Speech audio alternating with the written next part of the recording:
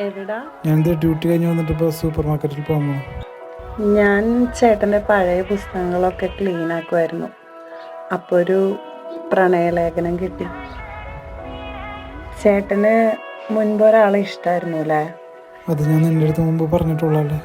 ഇപ്പോഴും അവളെക്കുറിച്ച് ഓർക്കാറുണ്ടോ? ഒന്ന് പാടി, എത്ര കൊല്ലായി. അവളെ ഭയങ്കര ഇഷ്ടമായിരുന്നു അല്ലേ? ഞാൻ വയ്ക്കാട്ടോ.